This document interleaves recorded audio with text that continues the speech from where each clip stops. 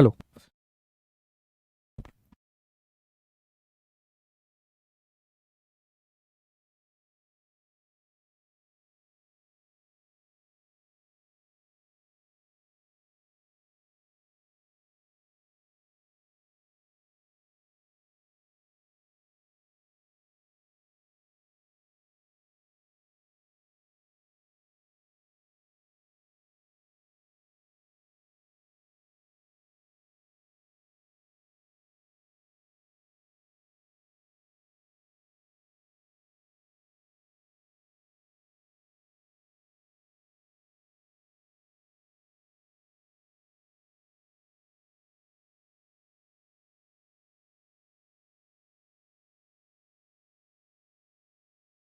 Hello.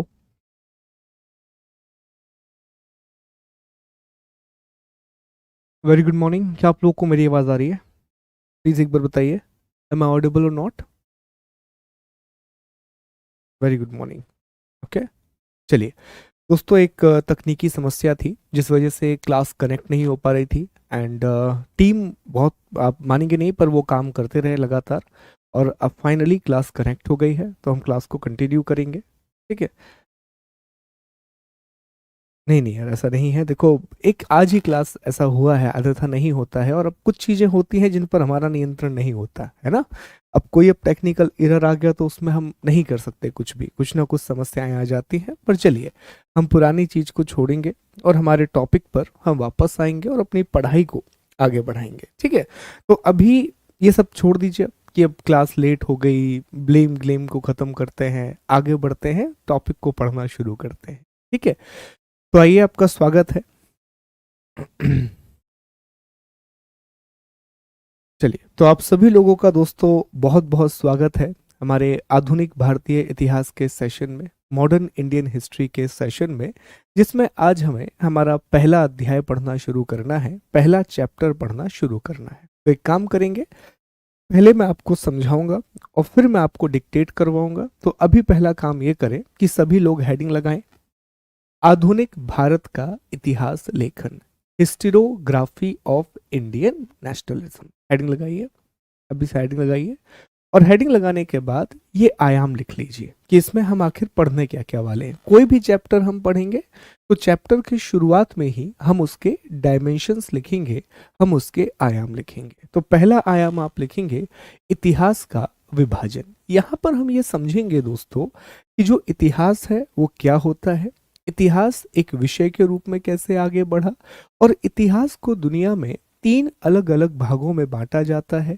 एक होता है प्रागैतिहासिक काल, दूसरा होता है आद्य ऐतिहासिक काल, और तीसरा होता है ऐतिहासिक काल। एक होता है प्री हिस्ट्री, दूसरा होता है प्रोटो हिस्ट्री, और तीसरा होता है हिस्टोरिकल पीरियड। तो उनके बारे में हम समझेंगे। फिर हम इतिहास में समय की बात करेंगे। तो यहाँ पर मैं आपको एक बेसिक आइडिया दूंगा कि ये जो शब्द हम इस्तेमाल करने वाले हैं, जैसे बीसी, एक शब्द हम इस्तेमाल करने वाले हैं एडी। इसी एडी को आजकल सीई कहा जाता है और बीसी को बीसीई कहा जाता है। तो आखिर इनका अर्थ क्या है, आप कैसे कैलकुलेट करेंगे, इनके बारे में हम पढ़ेंगे। तो लिखते जाइए, पहले ये आयाम लिख लीजिए आप लोग ध्यान से। फिर दोस्तों, हम भारतीय इतिहास के विभाजन की बात करेंगे, इंडियन हिस्ट्री के क्लासिफिकेशन को हम डिस्कस। यहाँ पर हम जानेंगे कि जो भारत का इतिहास है, इंडियन हिस्ट्री है, उसे हमने कैसे तीन अलग अलग भागों में बांटा है, अर्थात प्राचीन इतिहास, मध्यकालीन इतिहास और आधुनिक इतिहास। और आधुनिक इतिहास को भी कैसे फिर हमने सात अलग अलग भागों में बांटा है, सेवन डिफरेंट पार्ट्स में डिवाइड किया है। ये काम इतिहासकारों ने किया है, हम बस उस लीक को फॉलो कर रहे हैं। ठीक है। फिर दोस्तों, हम एक बहुत इंपॉर्टेंट कंसेप्ट समझेंगे आज की क्लास में। ये बड़ा महत्वपूर्ण है आपके लिए, क्योंकि इसी पर आपका पूरा आधुनिक भारतीय इतिहास आधारित है। और ये कंसेप्ट है उपनिवेशवाद का, कलोनियलिज्म। तो यहाँ पर आपको एक चश्मा लगाना होगा आधुनिक इतिहास को पढ़ने से पहले। और वो चश्मा ये है कि अधिकांश बातें या अधिकांश कार्य जो ब्रिटेन के लोगों ने भारत में किए हैं, उनका एक सबसे बड़ा उद्देश्य उपनिवेशवाद की जड़ों को मजबूत करना था, जो रूट्स ऑफ कॉलोनियलिज्म है उनको और भी ज़्यादा स्ट्रॉन्ग करना था। तो हमें जानना होगा कि आखिर उपनिवेशवाद क्या होता है और ब्रिटेन ने किस तरह की आर्थिक औपनिवेशिक नीतियां, विकासात्मक औपनिवेशिक नीतियां, सांस्कृतिक औपनिवेशिक नीतियां और साम्राज्य विस्तार की औपनिवेशिक नीतियां अपनाई और भारत पर अपना नियंत्रण स्थापित किया। यहाँ ये समझ में आएगा आपको कि जो कुछ भी ब्रिटेन कर रहा है इस पूरे अरेना में, उस सब का एक ही रीजन है, to increase the grip over colonialism. ठीक है। और आखिर में हम चर्चा करेंगे आधुनिक भारत का इतिहास लेखन, हिस्टोग्राफी ऑफ इंडियन नेशनलिज्म। यहां हम ये पढ़ रहे होंगे कि जब भी आप इतिहास को पढ़ते हैं तो इतिहास एक घटना है। और याद रखिएगा दोस्तों, जब कोई भी इतिहास के बारे में लिखता है, कोई भी इतिहास के बारे में बात करता है, तो वो कभी भी निरपेक्ष इतिहास की बात नहीं करता, वो कभी भी पक्षपात रहित इतिहास की बात कर ही नहीं सकता, अनबायस्ड हिस्ट्री की बात कर ही नहीं सकता। उसकी जो विचारधारा है, उसकी जो भी सोच है, जो भी आइडियोलॉजी है, वो इतिहास के साथ जुड़ जाएगी। उदाहरण के लिए जब हम बात करते हैं महात्मा गांधी के बारे में, तो आप देखिए महात्मा गांधी को लेकर के ही आज कितने प्रकार के मत हैं। कोई महात्मा गांधी को सही मानता है, कोई गलत मानता है। एक ही घटना है, उसी एक घटना को अलग अलग तरह से अलग अलग लोग बताते हैं। तो इतिहास हमेशा से ऐसा ही रहा है। इतिहास में हमेशा व्यक्ति की विचारधारा जुड़ती है, इंसान की आइडियोलॉजी जुड़ती है। हमें कोशिश यही करनी है कि हम भी किसी ना किसी आइडियोलॉजी को पढ़ ही रहे हैं। अल्टीमेटली हम जिस आइडियोलॉजी को आज फॉलो करते हैं वो बहुत हद तक राष्ट्रवाद के करीब है, वो बहुत हद तक नेशनलिज्म के करीब है। पर हम दूसरी विचारधाराओं को भी पढ़ेंगे कि आखिर दूसरे इतिहासकार एक घटना के बारे में क्या राय रखते हैं, एक पर्टिकुलर इवेंट के बारे में उनकी क्या सोच है, तो वो भी हमें जानना होगा ताकि हम इन बातों को समझ पाएं। तो यहाँ हम चर्चा करेंगे कैम्ब्रिज स्कूल के बारे में, यहाँ हम चर्चा करेंगे नेशनलिस्ट स्कूल के बारे में, फिर यहीं पर हम जानेंगे मार्क्सवादी उपागम को, मार्क्सिस्ट अप्रोच के बारे में, और जो सबसे नया तरीका है इतिहास लेखन का, सबाल्टर्न हिस्टोरियन अर्थात उपाश्रयवादी इतिहासकार, उनको भी हम समझने की कोशिश करेंगे। ठीक है। तो ये लिख लिया है कि आप लोगों ने, तो अब मैं आपको समझाना शुरू करूंगा। पहले समझेंगे फिर बाद में चीजों को लिखेंगे। ठीक है। तो ये लिख लिया होगा आपने। देखिए अब अभिषेक, ये मुझे अच्छा नहीं लगा, आपने शायद पिछली क्लास आपने अटेंड नहीं की, सॉरी टू डे, पर ऑब्वियसली मैं पीपीटी में क्या बात हुई थी अभिषेक पिछली क्लास में, है ना? तो ये थोड़ी सी चीजें ध्यान रखें आप। ठीक है। अब पिछली क्लास में क्या बात हुई थी, शायद आप पिछली क्लास में नहीं थे, इसलिए मैं कहता हूं कि सारी क्लासेस अटेंड करो, सारी बातों को ध्यान से सुनो। अभी मैंने कहा कि पीपीटी का ऑब्वियसली, अब ये मैं क्या क्या लेके आया, मैं व्हाइट स्क्रीन लेकर के आया, है ना? तो थोड़ा यार ऐसा नहीं करेंगे ना, ऐसा नहीं करेंगे आप लोग कोई भी, पीपीटी ये सारी चीजें। चलो अब ध्यान दो, अब चीजों को समझे पहले, इन सब पे ना फंसे आप लोग ज्यादा। चलो, तो पहला हमें टॉपिक जो लिखना है, अब आप पहले मैं समझाऊंगा, बाद में फिर आप लोग उसको लिखेंगे, अभी नहीं लिखेंगे आप लोग। ठीक। तो पहला है इतिहास का वर्गीकरण, classification of history, classification of history, इतिहास का वर्गीकरण, क्लासिफिकेशन ऑफ हिस्ट्री। ओके दोस्तों, सबसे पहले तो हमें यह समझना होगा कि सर ये जो शब्द है इतिहास, ये जो शब्द है इतिहास, आखिर ये शब्द कहां से आया है। दूसरी बात, इस शब्द का अर्थ क्या होता है या परिभाषा क्या होती है। तो देखिए दोस्तों, ये जो शब्द है इतिहास, ऐसा माना जाता है कि यह अंग्रेजी भाषा के शब्द हिस्ट्री, अंग्रेजी भाषा के शब्द हिस्ट्री का हिंदी अनुवाद है। अब ये जो शब्द है हिस्ट्री, ये कहां से आया है, तो ये ग्रीक शब्द से निकल करके आया है, ग्रीक शब्द, ग्रीक वर्ड से निकल करके आया है, और ग्रीक शब्द है हिस्टोरिया। कौन सा शब्द है? ग्रीक शब्द क्या है दोस्तों? हिस्टोरिया। तो ये हिस्टोरिया नाम के शब्द से निकल करके आया है। दोस्तों ये जो शब्द है हिस्टोरिया, इसका अर्थ होता है रिसर्च, रिसर्च या फिर इंक्वायरी। ठीक है, हिंदी में इसका अर्थ होता है अनुसंधान करना, अनुसंधान, या फिर इसी को कहा जाता है जांच करना। तो ग्रीक माना जाता है वो जगह है, हमने जब ज्योग्राफी पढ़ी थी तब भी हमने इस बात की चर्चा की थी कि ऐसा माना जाता है कि दुनिया में अधिकांश जो विषय हैं वो ग्रीक से निकले। अब मैं आपको ग्रीक के बारे में बता दूं, ये वो जगह है दोस्तों जहां पर आज वर्तमान का ग्रीस आप देखते हैं, उसमें कुछ हिस्से उस समय के इटली वगैरह के भी आते थे। तो यहाँ पर पूरा एक रोमन एम्पायर हुआ करता था। तो इसी क्षेत्र को हम ग्रीक का क्षेत्र कह रहे हैं, यूनान का क्षेत्र कह रहे हैं। तो अधिकांश जो विषयों की उत्पत्ति हुई है, मैक्सिमम जो सब्जेक्ट ओरिजिनेट हुए हैं वो इसी पर्टिकुलर एरिया में ओरिजिनेट हुए हैं, इसी क्षेत्र में इनकी उत्पत्ति हुई है। ओके, तो ऐसा माना जाता है, इतिहासकारों ने ये कहा कि ग्रीक लोगों के अनुसार आज भी ये मान्यता है कि इतिहास मुख्य रूप से किसी भी घटना के बारे में अनुसंधान करना या किसी भी घटना की जांच करना कहलाता है। ये ग्रीक्स मानते हैं। तो बस हमें इतना पता होना चाहिए कि ये जो शब्द है इतिहास, ये हिस्ट्री, इसका अंग्रेजी का रूपांतरण है। हिस्ट्री खुद हिस्टोरिया नाम के शब्द से बना है, जिसका अर्थ होता है रिसर्च या फिर इंक्वायरी। ठीक है सर, शब्द तो हमें बहुत हद तक क्लियर हुआ, लेकिन अगला मसला ये निकल के आता है कि हम इतिहास को परिभाषित कैसे करेंगे। आखिर हम इतिहास की परिभाषा क्या लिखें, क्या डेफिनेशन हो सकती है इतिहास की। ठीक, तो जैसे हमने पिछली क्लास में आपको बहुत सारी बातें समझाई थी डेफिनेशन ऑफ हिस्ट्री के बारे में, कि इतिहास को अगर आप देखें, जो हिस्ट्री है तो वो मुख्य रूप से पुरानी घटनाओं का या पास्ट इवेंट की स्टडी है। बोलो यस और नो, इतिहास क्या है? इतिहास पुरानी घटनाओं का अध्ययन है। इतिहास ऐसी घटनाओं का अध्ययन है जो हो चुकी हैं।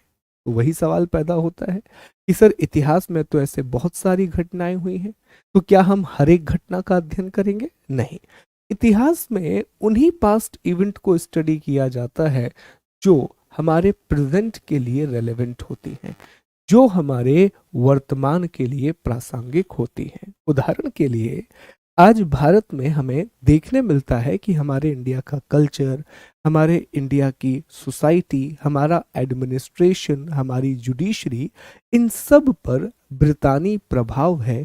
इन सब पर हमें ब्रिटिश इफेक्ट देखने के लिए मिलता है। अब अगर इतनी सारी चीज़ों पर हमें ब्रिटिश इफेक्ट देखने के लिए मिल रहा है, तो ये बट अंडरस्टूड होना चाहिए कि हम अध्ययन करें कि कैसे भारत में ब्रिटिश रूल इस्टेब्लिश हुआ और कौन कौन सी बातों का सामना ब्रिटिश प्रशासन को करना पड़ा ड्यूरिंग दिस रूल। तो वो जानना बहुत ज़रूरी हो जाता है। It becomes very much important. ठीक है, इसी तरह वैदिक सभ्यता का बहुत प्रभाव, सिंधु घाटी सभ्यता का प्रभाव, तो उन्हीं घटनाओं का अध्ययन हम करते हैं जो हमारे लिए रेलेवेंट होती है, जो हमारे लिए प्रासंगिक होती है। इतिहासकार एक परिभाषा और देते हैं इतिहास की, इसकी एक परिभाषा और दी जाती है दोस्तों। इतिहासकार कहते हैं कि जो हिस्ट्री है it is the study of past. कहा कि ठीक है sir, it history is the study of past to make present better, to make present better. एक और परिभाषा दी जाती है कि जो इतिहास है वो निश्चित तौर पर पुरानी घटनाओं का ही अध्ययन है, लेकिन इसका उद्देश्य हमेशा से वर्तमान को बेहतर बनाना रहा है। और याद रखिएगा, जो व्यक्ति इतिहास सीखता है, जो व्यक्ति इतिहास समझता है, और अगर विश्व के नेता इतिहास समझने लगे तो बहुत सारी घटनाएं रिपीट नहीं होंगी। पर एक और कड़वी सच्चाई है कि हिस्ट्री रिपीट्स इटसेल्फ। इतिहास हमेशा अपने आप को दोहराता है, और ये पूरे इतिहास में आपको देखने मिलेगा कि कैसे पहले एक छोटे छोटे राज्य रहेंगे, उससे एक बड़ा राज्य बनेगा, फिर उन बड़े राज्यों का विघटन छोटे छोटे राज्यों में होगा, फिर एक बड़ा राज्य बनेगा। तो ये पूरी प्रोसेस हमेशा चलती रहेगी। आज के ज़माने में हमें सीखना चाहिए कि अगर आप किसी दूसरे देश को दबाते हैं, उस पर कंट्रोल करते हैं, तो फिर वो देश विरोध करने लगता है। किसी भी देश पर हमला करते हैं तो इसका प्रभाव पूरी अर्थव्यवस्था पर पड़ता है, ये पूरी इकोनॉमी को अफेक्ट करती है, जो हमें देखने मिला यूक्रेन रशिया के क्राइसिस के समय। अंडरस्टूड। तो ये इतिहास हमें सिखाता है। तो इतिहास की दो परिभाषाएं दी गई। पहली परिभाषा ये दी गई कि इतिहास जो है वो प्रासंगिक इतिहास भूतकाल की ऐसी घटनाओं का अध्ययन है जिनकी वर्तमान में प्रासंगिकता है। और दूसरी परिभाषा ये दी गई, इतिहास भूतकाल की घटनाओं का अध्ययन है जिसका मुख्य उद्देश्य वर्तमान को बेहतर बनाना होता है। ठीक है, तो ये मोटे मोटे तौर पे हमें इतिहास समझ में आया कि आखिर हिस्ट्री क्या है, इतिहास आखिरकार क्या है। ठीक। अब तीसरा सवाल ये पैदा होता है कि सर हमने शब्द भी समझ लिया कि इतिहास कैसे निकल करके आया, हमें ये भी समझ में आ गया कि इसकी परिभाषा क्या है, पर एक विषय के रूप में इतिहास कैसे आगे बढ़ा। इतिहास जो है वो एक विषय के रूप में कैसे आगे बढ़ा, हिस्ट्री एक सब्जेक्ट के रूप में कैसे आगे बढ़ी। देखिए, हर एक विषय इवॉल्व होता है और ये पहले भी हम चर्चा किए हैं कि जब भी कोई भी विषय शुरू में बनता है तो शुरुआत में ऐसा विभाजन नहीं था कि इतिहास अलग है, भूगोल अलग है, समाज शास्त्र अलग है, ऐसा कुछ नहीं था। ये सारी चीजें एक साथ होती थीं, इन सभी को एक ही किताब के अंतर्गत पढ़ा जाता था। एक बुक लिख दी, उसमें हिस्ट्री भी है, ज्योग्राफी भी है, जैसे 6वीं से 10वीं तक हम पढ़ते हुए आए हैं। ठीक है कि भैया एक ही किताब आती थी, सामाजिक अध्ययन, एसएसटी बोलते थे जैसे हम, और उसी में हमें सब कुछ पढ़ना होता था। यस और नो। तो इसी तरह की चीजें पहले रही हैं, एक ही चीज होती थी, उसमें चीजें निकल करके आती थी। फिर धीरे धीरे जब लोगों ने एक शाखा को पकड़ लिया, एक ब्रांच को पकड़ लिया, तो इतिहास विकसित। आज तो आप देखिए इतिहास के ही इतने रूप हैं कि आप चाहें तो हर एक छोटे से विषय पर पीएचडी कर सकते हैं। कहा कि गांधीवादी आंदोलन पर अलग पीएचडी है, ठीक है, कहा कि क्रांतिकारी आंदोलन पर अलग पीएचडी है, और अब तो व्यक्तियों पर पीएचडी होने लगी। सुभाष चंद्र बोस पर पीएचडी, महात्मा गांधी पर पीएचडी, इतना ज्यादा डिवाइड हो चुका है। पर इसकी शुरुआत कैसे हुई, ये समझना बड़ा इंटरेस्टिंग है और आपको जानना भी चाहिए कि आखिर इतिहास इवॉल्व कैसे हुआ। तो कहा जाता है कि 483 बीसी, अभी हम जानेंगे बीसी और एडी क्या होता है, अभी जानेंगे हम कि 483 बीसी में एक यूनानी विद्वान थे, एक ग्रीक स्कॉलर थे और इनका नाम था हेरोडोटस। ठीक है, तो 483 बीसी में एक ग्रीक स्कॉलर थे जिनका नाम था हेरोडोटस। ठीक है, हेरोडोटस ने एक पुस्तक लिखी, इन्होंने एक किताब लिखी और इस किताब का नाम था हिस्टोरिया। कई जगह हिस्टोरिका भी लिखा रहता है, एक ही बात है। और इस किताब में पहली बार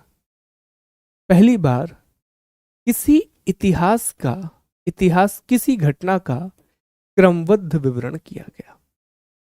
और क्या था इस किताब में, तो इस किताब में चर्चा थी यूनान और फारस के युद्ध के बारे में, यूनान और फारस के युद्ध के बारे में। अर्थात इस बुक में चर्चा की गई थी ग्रीक पर्शियन वॉर के बारे में। बताया गया कि ग्रीक पर्शियन वॉर किस तरह से हुआ और क्रमबद्ध तरीके से, कि जैसे मान लीजिए कि आज ये हुआ, कल ये हुआ, परसों ये हुआ, क्रमबद्ध तरीके से। तो पहली बार कोई काम ये कर रहा है, पहली बार कोई व्यक्ति ये काम कर रहा है।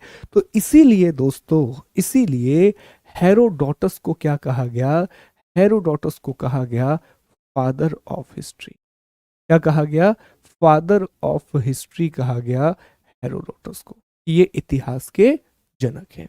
क्यों? क्योंकि इन्होंने जो अपनी किताब लिखी हिस्टोरिका, ठीक है, इस दो नाम है, फिर से यहां पे लिख दे रहा हूं, कई किताबों में हिस्टोरिया मिलेगा और कई किताबों में इसी को हिस्टोरिका कहा गया है। तो इन्होंने दोस्तों जो किताब लिखी हिस्टोरिका, वो माना जाता है कि ऐसी पहली किताब थी जिसमें इतिहास की किसी घटना को क्रमबद्ध तरीके से बताया था। आज ये हुआ, कल ये हुआ। तो हम भी तो इतिहास कुछ पहले ऐसा ही पढ़ा करते थे। शुरुआत में हम विश्लेषण इतिहास कहाँ पढ़ते थे? हम टाइमलाइन के आधार पर पढ़ते थे कि 1500 में ये हुआ, 1600 में ये हुआ, 1700 में ये हुआ, और आज भी कहीं ना कहीं इस तरीके को हम फॉलो करते हैं। तो इन्होंने भी यही काम किया। जो युद्ध चल रहा था पर्शियन और ग्रीक्स के बीच में, यूनान और फारस के लोगों के बीच में। यूनान कौन सा इलाका है? ग्रीस वाला इलाका है। और पर्शिया कौन सा इलाका है जिसमें ईरान इराक वाला क्षेत्र आता है? वो पर्शिया कहलाता है। उस पूरे क्षेत्र में हम पर्शियन बोलते हैं, ठीक है। तो इनके बीच में जो युद्ध हुआ उसकी क्रमबद्ध जानकारी दी थी इन्होंने अपनी किताब हिस्टोरिका में, ठीक है। चलिए आगे बढ़ते हैं। अभी तो सर ये क्रमबद्ध इतिहास है, लेकिन आज जो इतिहास हम पढ़ते हैं क्या उसमें हम सिर्फ घटनाओं के बारे में पढ़ते हैं? क्या हम ईयर के हिसाब से पूरी चीजों के बारे में पढ़ते हैं? नहीं सर, हम इतिहास का विश्लेषण करते हैं।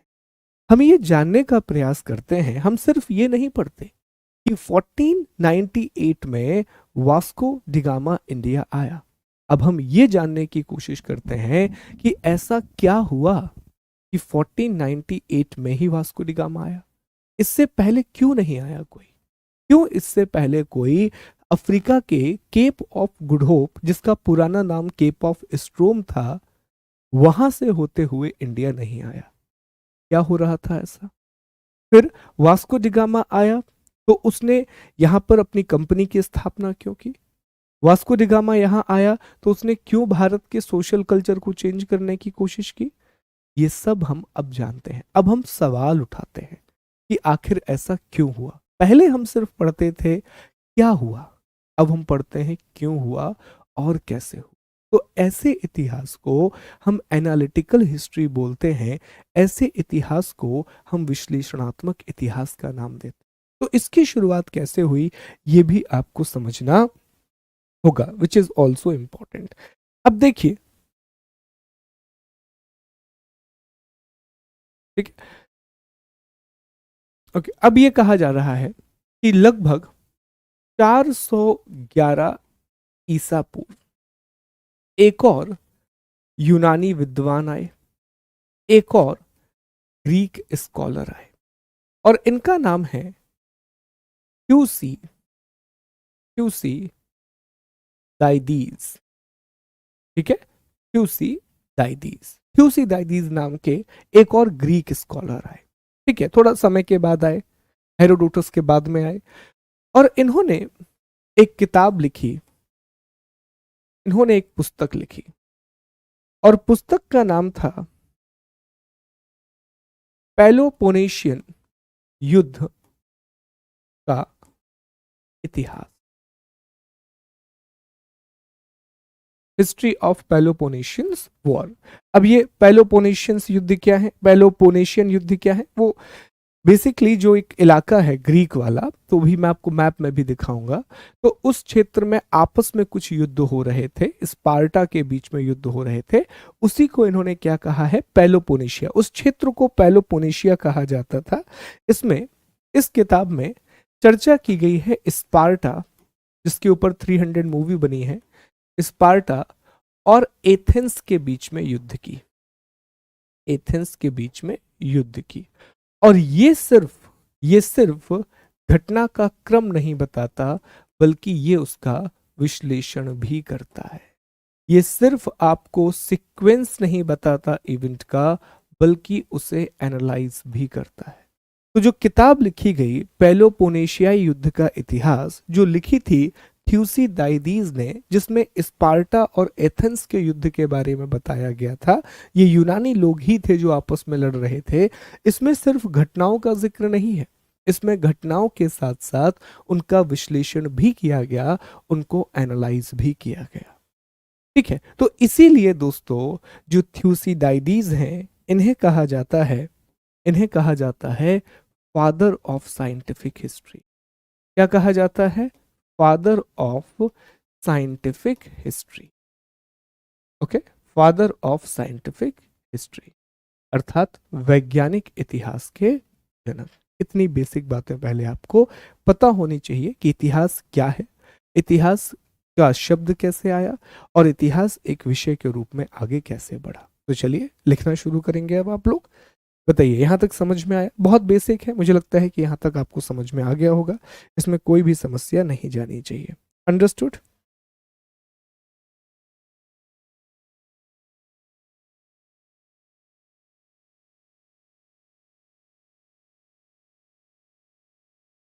देखिए ये एक सवाल आया एकलव्य का। अभी मैं ठीक है। अब ये सवाल आया कि स्पार्टा और एथेंस का लोकेशन क्या है। एक सेकेंड रुकिए, 1 मिनट रुकिए बस दोस्तों, एक इंपॉर्टेंट कॉल आ रहा है। 1 मिनट।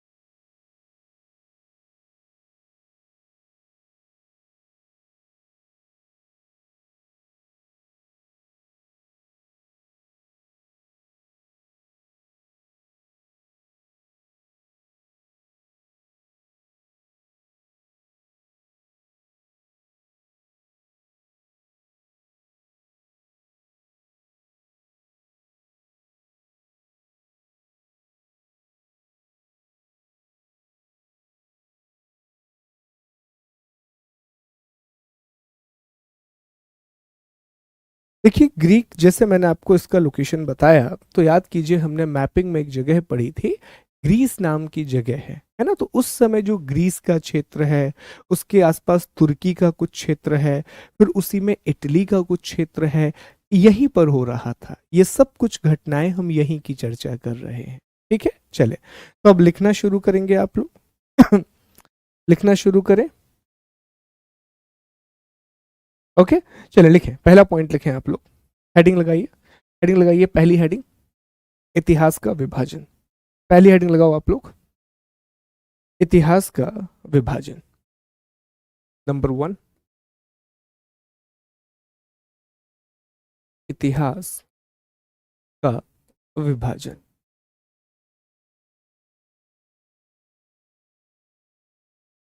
चले पहला पॉइंट लिखें इसमें, लिखिए, बोले तैयार हैं आप लोग?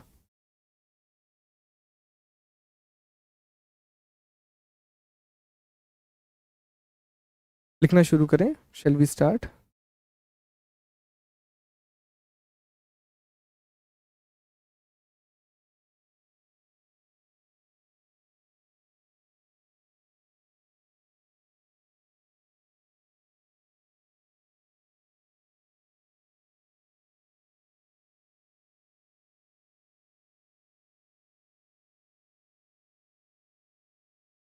चलिए लिखें, इतिहास, पहला पॉइंट लिखें, इतिहास भूतकाल की घटनाओं का, भूतकाल की ऐसी घटनाओं का, इतिहास भूतकाल की ऐसी घटनाओं का, ऐसी घटनाओं का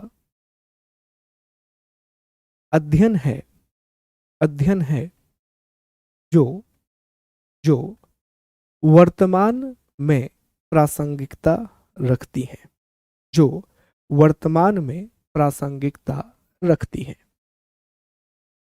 इतिहास भूतकाल की ऐसी घटनाओं का अध्ययन है जो वर्तमान में प्रासंगिकता रखती है। इंग्लिश में लिखें, history is the study of, history is the study of past events which is that are past events that are relevant in present, that are relevant in present। दूसरा पॉइंट लिखिए, दूसरा पॉइंट लिखिए, एक अन्य परिभाषा के अनुसार, एक अन्य परिभाषा के अनुसार, एक अन्य परिभाषा के अनुसार इतिहास इतिहास भूतकाल की भूतकाल की घटनाओं का अध्ययन है। भूतकाल की घटनाओं का अध्ययन है जिसका उद्देश्य जिसका उद्देश्य वर्तमान और भविष्य को बेहतर बनाना है। जिसका उद्देश्य वर्तमान और भविष्य को बेहतर बनाना है। इंग्लिश में लिखें, history is the study of past event. History is the study of past event that focus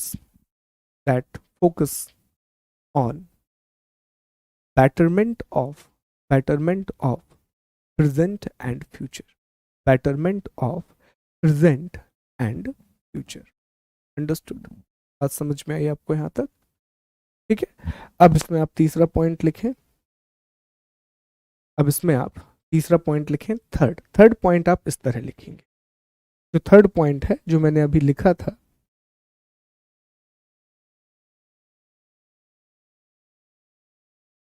घटना चक्र लगा सकते हैं आप। अब आप ये लिख लीजिए दोस्तों। तीसरे पॉइंट में लिखेंगे शब्द उत्पत्ति, इटाइमोलॉजी, और इस तरह लिख लीजिए पूरा। ठीक है, यहां तक लिखो एक बार, इटाइमोलॉजी। जो मैंने अभी समझाया था ये वही चीज, ये मत लिखना, अब ये हो चुका है। इतिहास, history, origin Greek word, historia, inquiry, research. Okay, लिखिए इसको एक बार।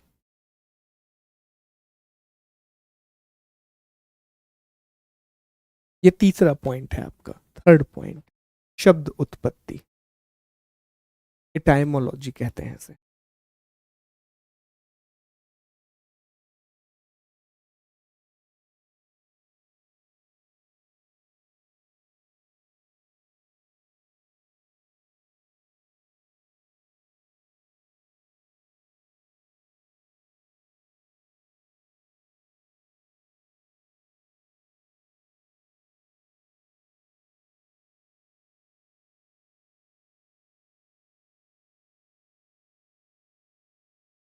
जैसे ही हो जाए तो आप मुझे बता दें कि हाँ, इतना लिख लिया है हमने।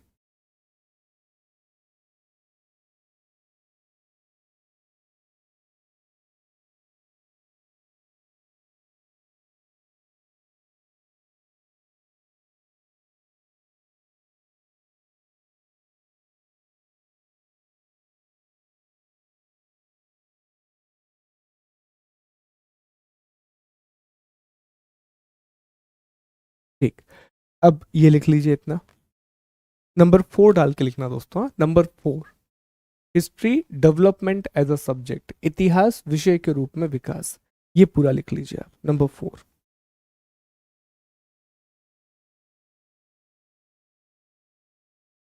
देखो एक छोटी सी बात मैं आपको बताऊं आशीष, इतिहास के प्रश्न जो यूपी में आते हैं वो बहुत, मैं फ्रैंकली आपको बता रहा हूँ, वो बहुत अनोखे प्रश्न आते हैं, बेढंगे टाइप के प्रश्न आते हैं।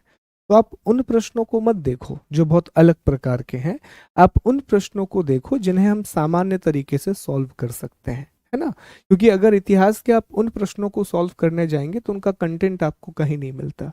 उसके लिए फिर आपको इतना पढ़ना होगा कि आप इतिहास ही नहीं पढ़ पाएंगे।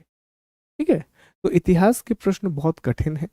जो भी आप यूपीपी खासतौर प्रीलिम्स में देखते हैं, मुख्य परीक्षा में अच्छे प्रश्न आते हैं। इसलिए जितना मैं आपको पढ़ा रहा हूँ इतना पढ़ने पे फोकस करना, क्योंकि इतना कंटेंट भी बहुत है। अभी जैसे जैसे आप क्लासेस में आगे बढ़ेंगे, एक दो आपके हफ्ते की क्लास होंगी, फिर आपको पता चलने लगेगा कि यही चीज़ें बहुत हैं। तो आपको ज़्यादा परेशान नहीं होना है, क्लास पर फोकस कीजिए, कंटेंट पढ़िए और एमसीक्यू लगाइए। ठीक है, क्योंकि आपको दूसरे विषय भी कंप्लीट करने हैं, सिर्फ इतिहास नहीं पढ़ना है आपको। मैं सभी लोगों से कह रहा हूँ मैं।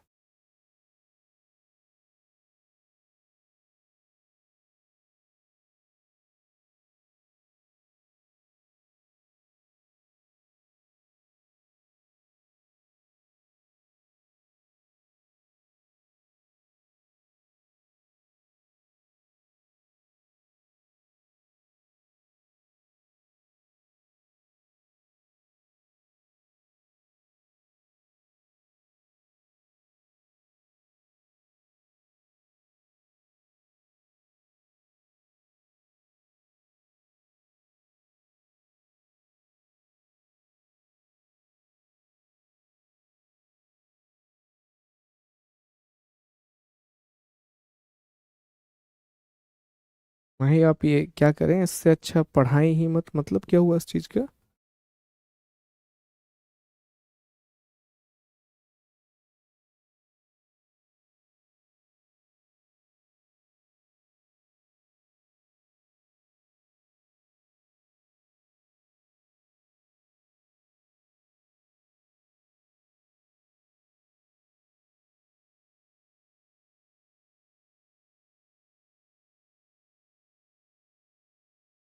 चलो, अब आगे बढ़ते हैं, समझते हैं कुछ चीजों पर। अभी हम पढ़ेंगे वो पीके, वो हम समझाएंगे आपको कि AD BC ये सब चीजें क्या होती हैं। इतना लिख लिया होगा आप लोगों ने, तो आगे बढ़ते हैं।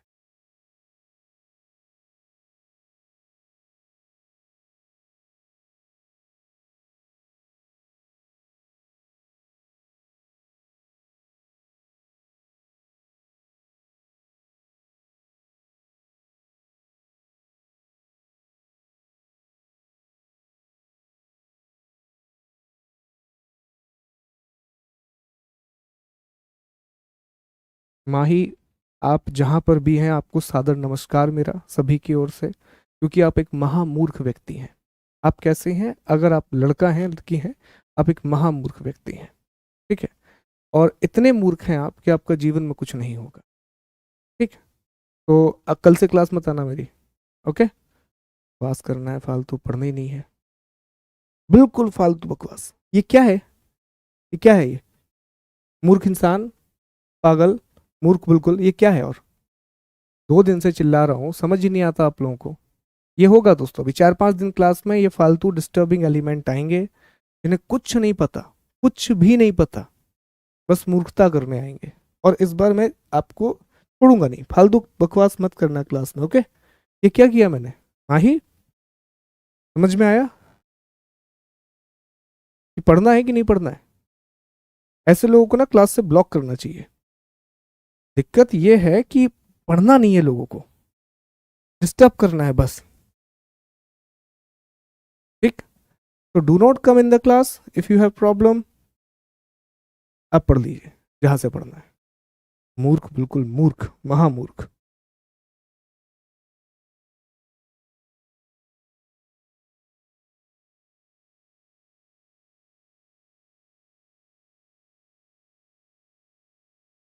नहीं लिखवा सकते मैडम, नहीं लिखवा सकते, समझना पड़ेगा। या तो समझ लो या लिख लो साथ में। ठीक है, दो काम एक साथ नहीं होते। इतिहास पढ़ रहे हो यार, और इतना था तो खुद लिख लेते, लिखा तो था, लिख लेते ना यार खुद, इतना तुम्हें दिमाग है ना एक्स्ट्रा, लिख लेते, खुद लिखा हुआ है, क्यों नहीं लिखा। अगर तुमने लिख लिया तो शांति से बैठती फिर।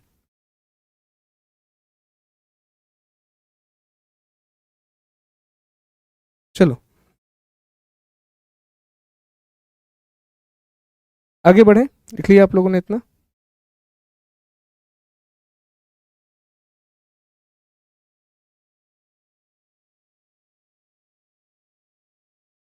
और आप मुझे नहीं सिखाएंगे बार बार कि मैं कैसे पढ़ाऊं। आपको प्रॉब्लम है, आप मत पढ़ो, but do not teach me कि मैं कैसे पढ़ाऊं।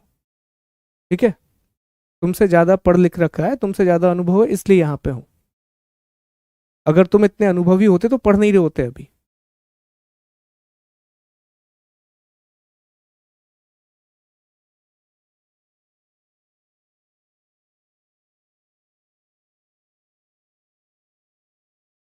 चलिए आगे बढ़ते हैं, अगले पॉइंट को समझते हैं। हमारे 4 पॉइंट हमने कंप्लीट कर लिए, ये हमारा 4th पॉइंट था। अब आगे बढ़ेंगे और आप साथ में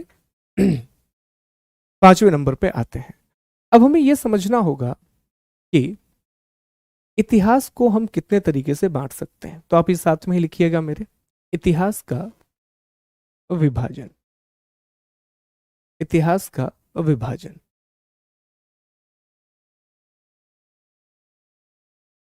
क्लासिफिकेशन ऑफ हिस्ट्री, लिखते जाइए साथ में। ठीक है, ये बेसिक चीज है। देखिए, जो इतिहास है दोस्तों, उसे दुनिया में 3 अलग अलग भागों में बांटा गया है। कितने भागों में बांटा गया है, 3 अलग अलग भागों में बांटा गया है। सबसे पहला जो हिस्सा है, इसे कहा जाता है प्री हिस्ट्री। हिंदी में हम इसे कहते हैं हिंदी में हम इसे कहते हैं प्रागैतिहासिक काल। प्रागैतिहासिक काल। जो दूसरा हिस्सा है दोस्तों, याद रखिएगा, इस दूसरे हिस्से को कहा जाता है प्रोटो हिस्ट्री। इसे हम कहते हैं आद्य ऐतिहासिक काल। क्या कहते हैं? आद्य ऐतिहासिक काल। और जो तीसरा और आखिरी हिस्सा है दोस्तों, इसे हम कहते हैं हिस्टोरिकल पीरियड, अर्थात ऐतिहासिक काल। ठीक है, हिस्टोरिकल पीरियड अर्थात ऐतिहासिक काल। लिख लीजिएगा सामने, देखिए समझिए पहले एक बार। देखिए दोस्तों, हम प्री हिस्ट्री प्रागैतिहासिक काल एक ऐसे समय को कहते हैं जिसके हमें लिखित साक्ष्य नहीं मिलते, जिसके हमें लिखित साक्ष्य नहीं मिलते, रिटन एविडेंस नहीं मिलते। इसका जो पूरा अध्ययन है, इस इतिहास की जो पूरी स्टडी है, ये की जाती है दोस्तों पुरातात्विक साक्ष्यों के आधार, पुरातात्विक साक्ष्यों के आधार पर, अर्थात आर्कियोलॉजिकल एविडेंस के बेसिस पर। और इसका उदाहरण क्या है, इसका एग्जाम्पल क्या है? तो इसका सबसे अच्छा उदाहरण है भारत में पाषाण काल।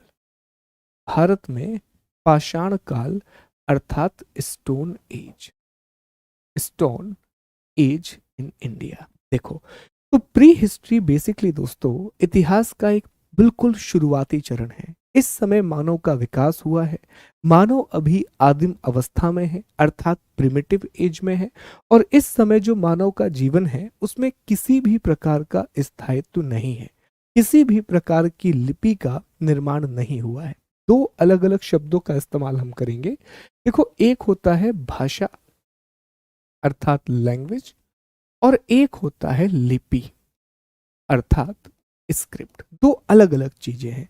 भाषा वो है जो आप और हम बोलते हैं, हिंदी। हिंदी क्या है? हमारी भाषा है। लेकिन इस हिंदी की लिपि क्या है? देवनागरी।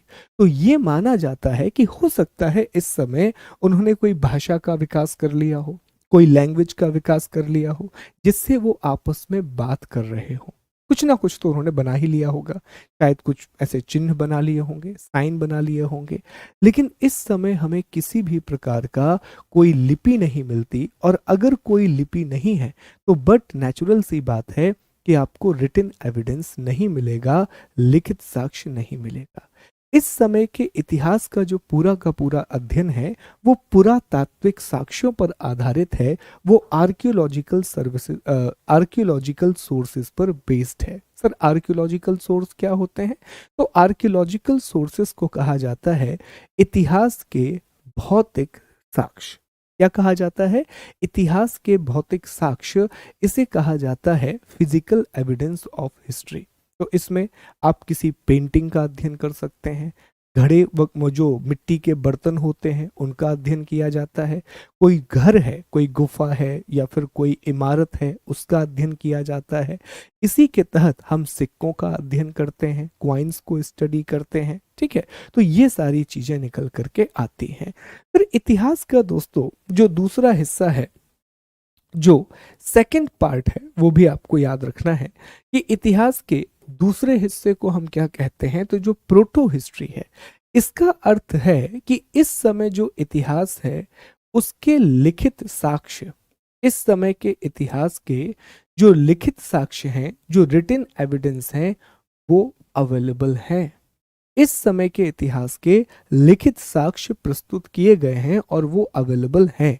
लेकिन दोस्तों अब तक हमने उन्हें पढ़ा नहीं है, अब तक हमने उन्हें डिसाइफर नहीं किया है, अब तक हमने उसे डिसाइफर नहीं किया है। मतलब यह है कि हमारे पास लिखित साक्ष्य हैं, हमें कुछ लिखा हुआ मिला है, लेकिन क्या लिखा हुआ है अब तक हम ये नहीं समझ पाए हैं।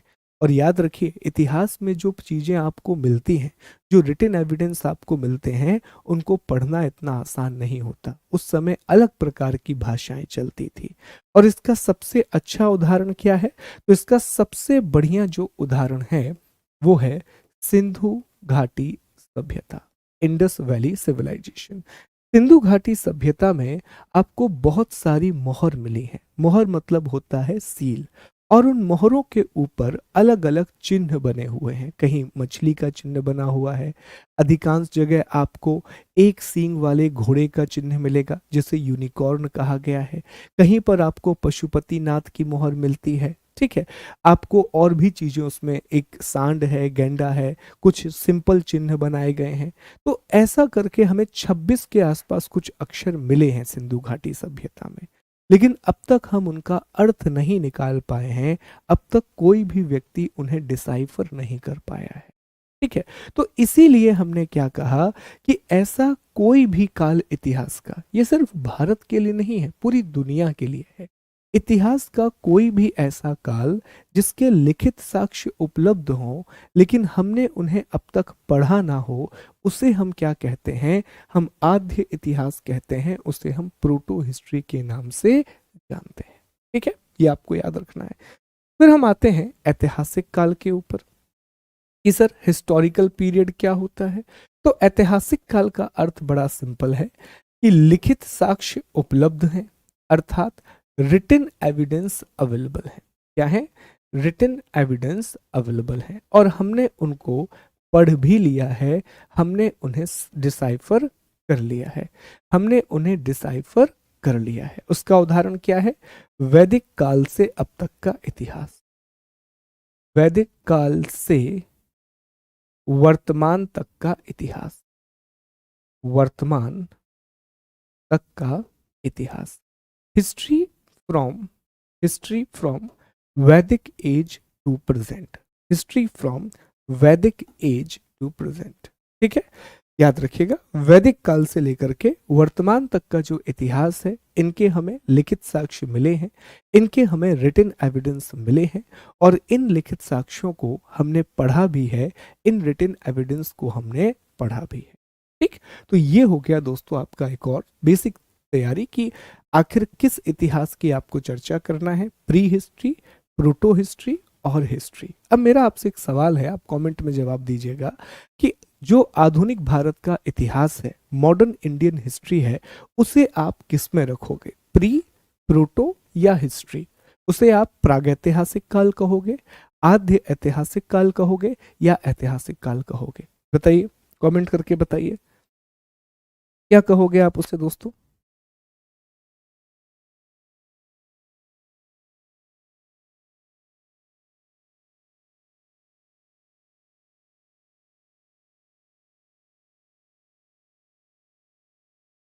Very good. सर उसे हम हिस्टोरिकल पीरियड कहेंगे, उसे हम क्या कहेंगे? उसे हम ऐतिहासिक काल कहेंगे, उसे हम हिस्टोरिकल पीरियड का नाम देंगे। क्यों?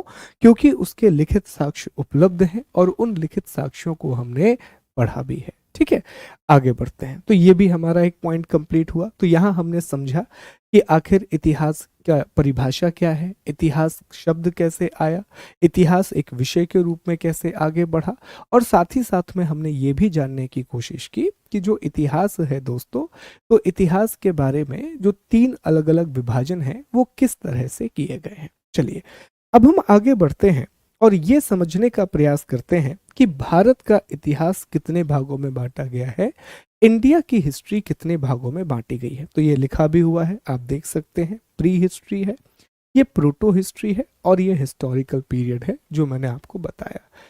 अच्छा, पहले एक चीज और समझ लें, एक बेसिक बात और समझ लें, फिर हम आगे बढ़ेंगे।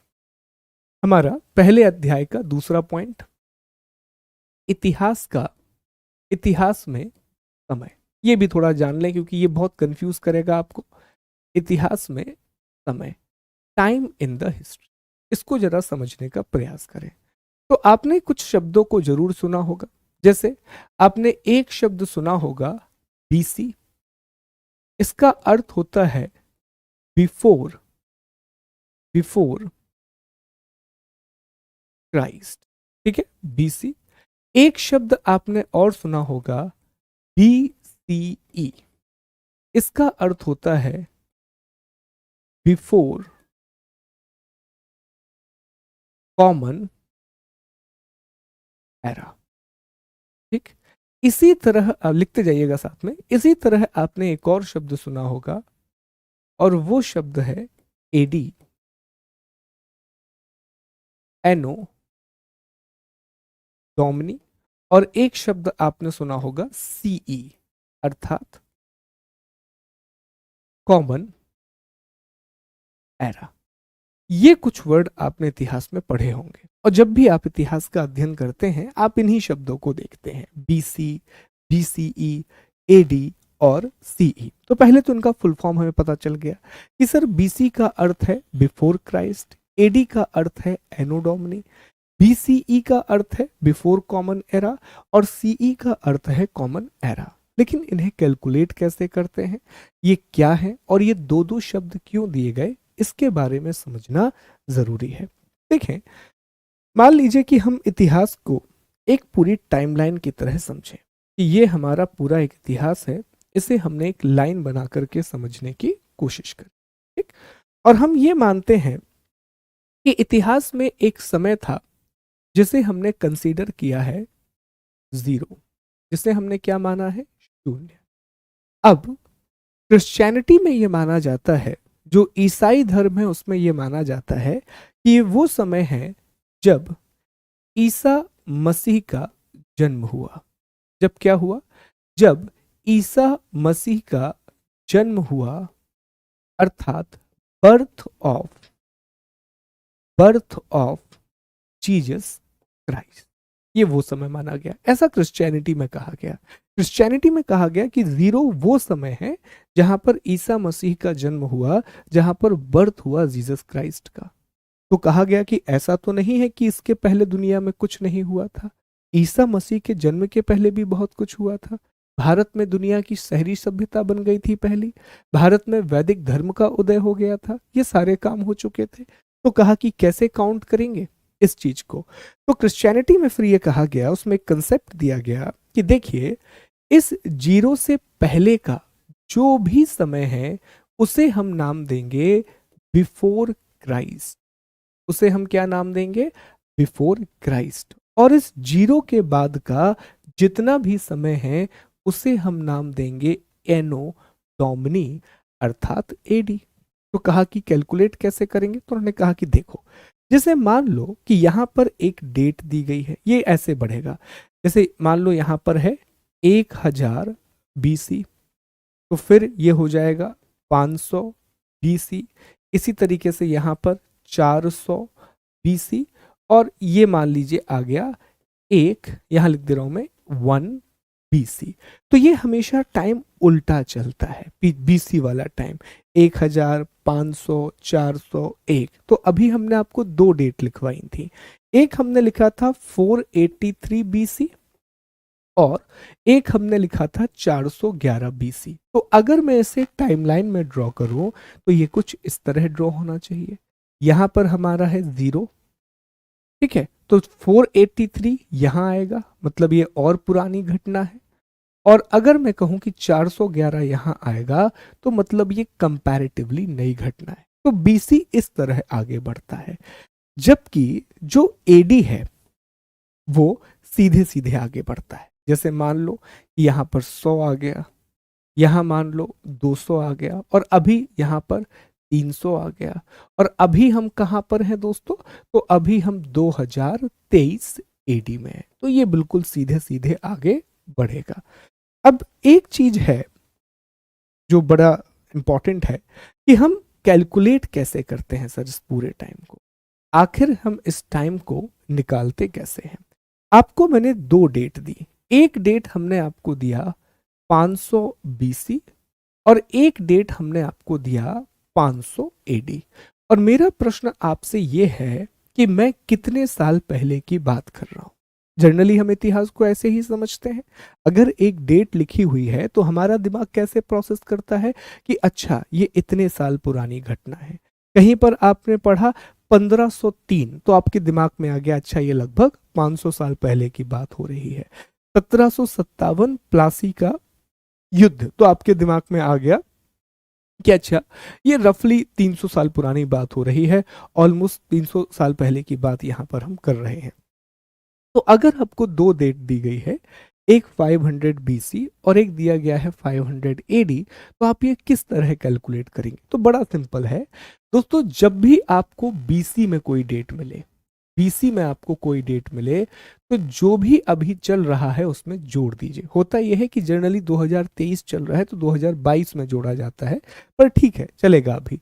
तो जैसे मान लो अभी 2023 चल रहा है, इसमें आप 500 जोड़ दीजिए, तो आपको कितना मिल जाएगा कि सर आप मिल गया 2523।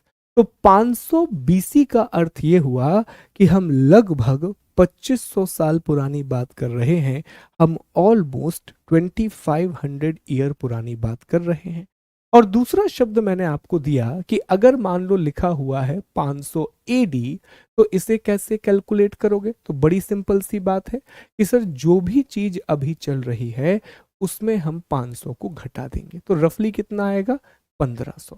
तो कितने साल पुरानी बात हो रही है? 1500 साल पुरानी। तो याद रखना, बीसी में जनरली हम चीजों को जोड़ देते हैं, जिस दौर में हम अभी हैं उस दौर को हम बीसी वाली डेट से जोड़ देंगे, और एडी में हम क्या करते हैं? घटाते हैं। तो अब देख लो, यहां पर हमने लिखा था 483 बीसी, तो मतलब ये कितने साल पुरानी बात हो गई? तो अभी हम 2023 में हैं, तो बीसी है तो हमें जोड़ना पड़ेगा। तो कितने साल पुरानी बात हो गई दोस्तों? 6, 5, लगभग 2506 साल पुरानी बात की हमने, ऑलमोस्ट 2506 साल पुरानी बात। और ये था 411। तो अगेन 2023 में आप 411 को जोड़ दो, तो 4, 3, 4, 2, कितने साल पुरानी बात हो गई? 2434 साल पुरानी बात हो गई। ओके, ये बीसी है। अब एक समस्या हो गई, जैसे जैसे इतिहास आगे बढ़ता चला गया, जैसे जिससे हिस्ट्री आगे बढ़ती चली गई, लोगों ने पहला प्रश्न इसी बीसी और एडी के बारे में किया। लोगों ने कहा कि हम ये क्यों माने? Why should we accept the concept of BC and AD? क्यों? क्योंकि ये बातें क्रिश्चियनिटी में दी गई हैं। और जब इतिहास में धर्मनिरपेक्ष इतिहास की शुरुआत हुई, सेक्युलर हिस्टोरियन का उदय हुआ, तो उन्होंने इन शब्दों को मानने से मना कर दिया। उन्होंने कहा हम एडी नहीं कहेंगे, हम एडी की जगह इसे क्या कहेंगे दोस्तों? एडी की जगह हम इसे सीई नाम देंगे, अर्थात हम इसे कॉमन एरा कहेंगे। ठीक है, क्योंकि हम धर्म के आधार पर इतिहास नहीं लिख रहे हैं, हम रिलीजन के बेस पर हिस्ट्री नहीं लिख रहे हैं, तो हम एडी वर्ड का इस्तेमाल नहीं करेंगे। फिर बीसी, तो बीसी में उन्होंने कहा नहीं, हम बीसी नहीं कहेंगे, हम बिफोर क्राइस्ट वर्ड का इस्तेमाल नहीं करेंगे। क्यों? क्योंकि हम सेक्युलर हिस्ट्री लिखना चाहते हैं। हम बीसी की जगह जो शब्द का इस्तेमाल करेंगे दोस्तों, वो है बी सी ई। कहा गया बिफोर कॉमन एरा। क्या कहा गया दोस्तों? Before, before common, common era. तो ये है धर्मनिरपेक्ष इतिहास, ये धर्मनिरपेक्ष इतिहास कहलाता है। इसे कहा जाता है सेक्युलर हिस्ट्री। ठीक है, क्या कहा जाता है? Secular history. तो अब मुझे बताओ, अगर जब भी हम इन शब्दों का इस्तेमाल करेंगे बीसीई या सीई, तो आपको समझ में आएगा।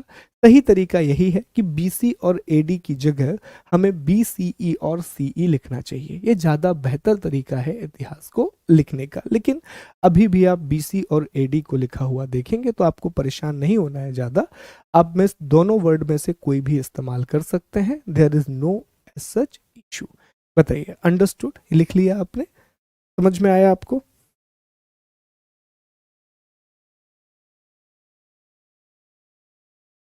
क्लियर है? बताइए एक बार।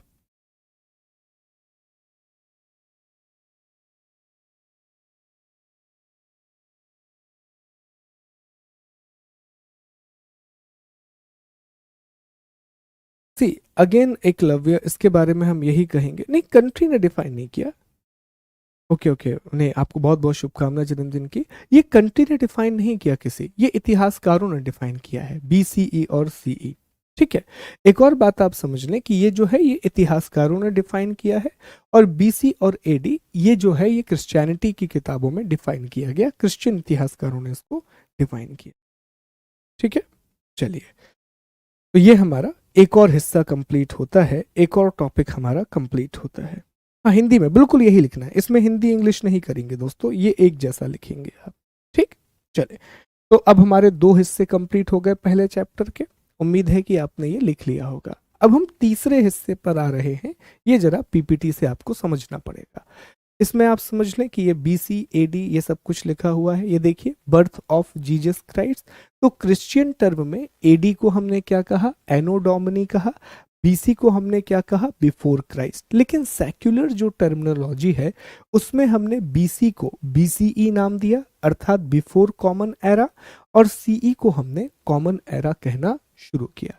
तो अब तीसरा हिस्सा आप लिखिए दोस्तों इसका, भारतीय इतिहास का विभाजन, इंडियन हिस्ट्री कितने भाग में बांटी गई है। चलिए अब समझते हैं इस बात को। भारतीय इतिहास 1.3 लिखते जाइएगा साथ में। भारतीय इतिहास, इंडियन हिस्ट्री। ठीक है, ध्यान देंगे। तो भारतीय इतिहास को, इंडियन हिस्ट्री को हमने 3 भागों में बांटा है। पहला है प्राचीन भारतीय इतिहास, ancient Indian history, ancient Indian history. दूसरा हमने इसे बांटा है मध्यकालीन भारतीय इतिहास, मिडाइवल इंडियन हिस्ट्री। और तीसरा हमने इसे बांटा है आधुनिक भारतीय इतिहास, अर्थात मॉडर्न इंडियन हिस्ट्री। सर क्या क्या समय है तीनों का, समय जरा बता दें आप। ठीक है, तो जो प्राचीन भारतीय इतिहास है ये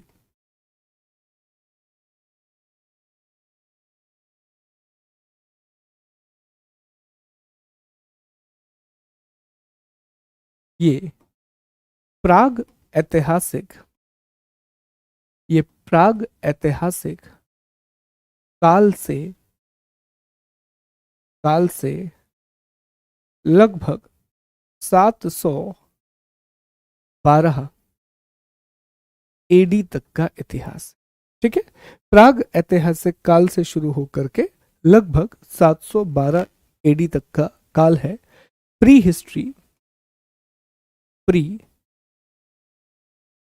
हिस्ट्री से लेकर के 712 AD, जो मध्यकाल का इतिहास है, ये माना जाता है कि ये 712 AD से शुरू होता है और लगभग 1707 AD तक जाता है।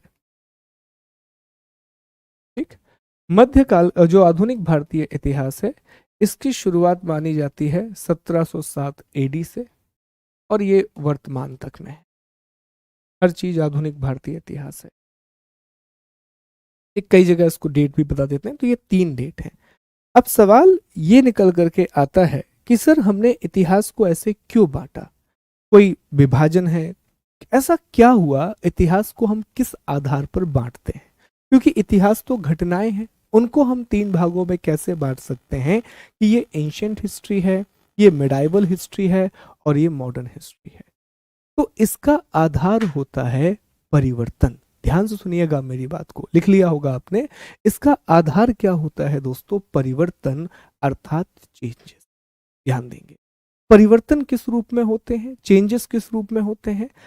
इतिहास को हम उस आधार पर बांटते हैं कि 2 काल के बीच में कोई बहुत बड़ा सामाजिक और राजनीतिक परिवर्तन हो जाए, तो वहां पर हम इतिहास को डिवाइड करते हैं। एक बहुत बड़ा पॉलिटिकल चेंज हो जाए और एक बहुत बड़ा सोशल चेंज हो जाए।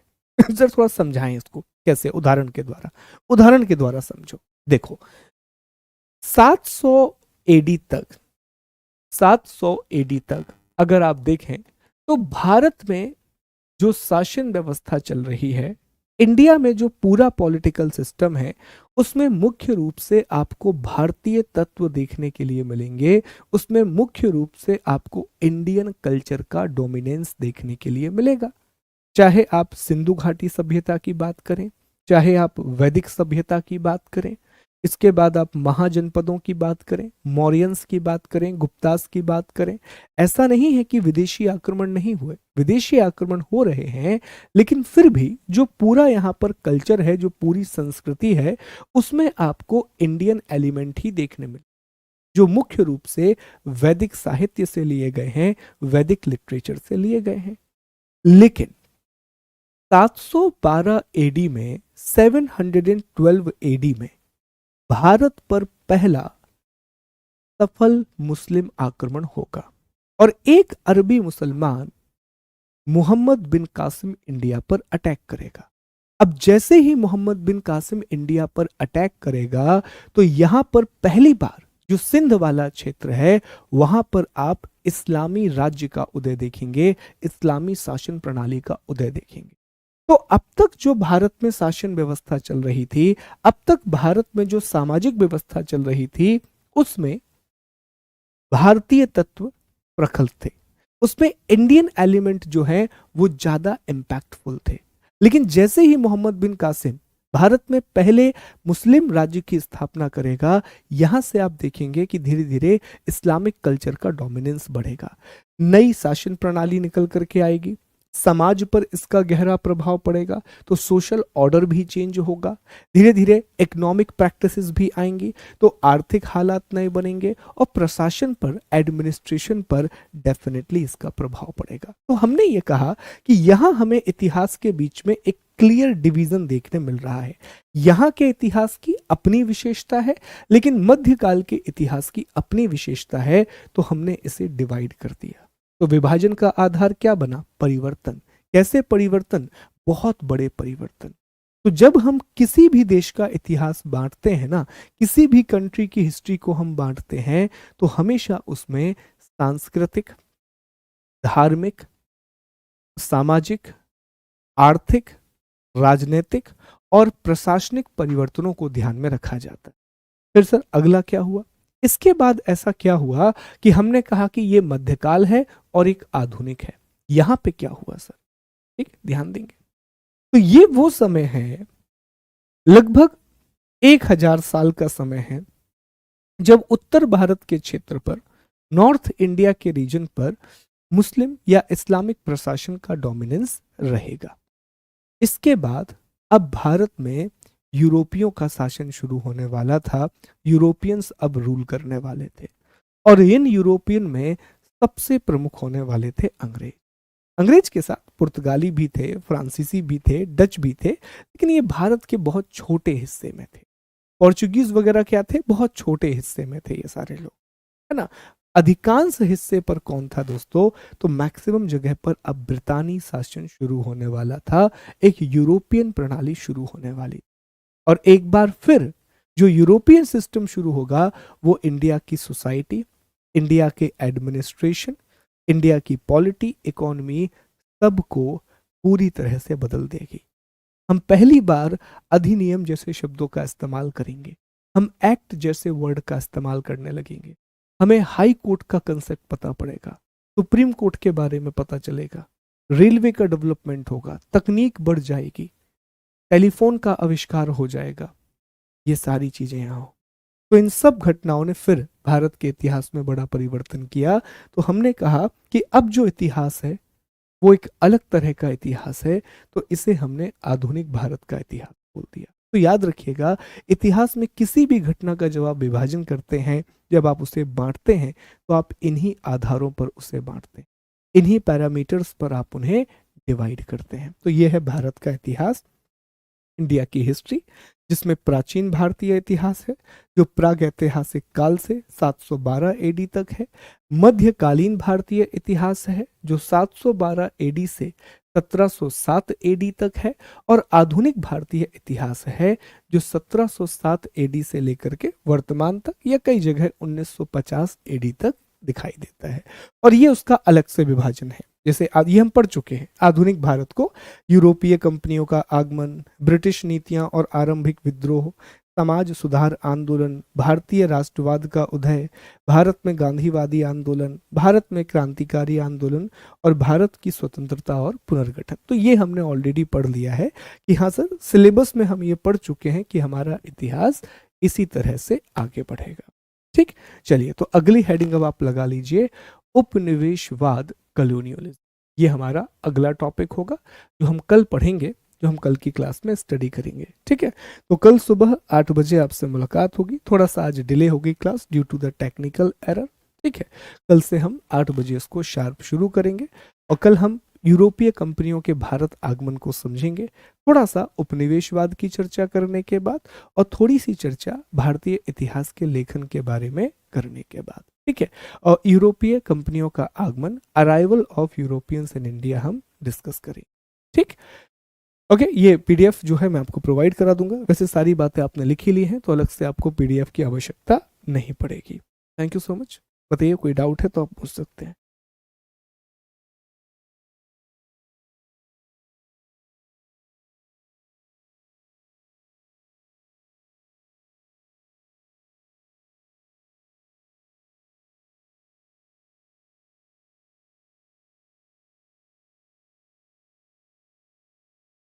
ये समझ में आया आपको? 200 पेज की कॉपी कम से कम, वो समझ में आया कि इतिहास का विभाजन कैसे किया जाता है, इतिहास का वर्गीकरण कैसे किया जाता है। ठीक, चलिए तो मिलते हैं फिर आपसे कल। Thank you so much.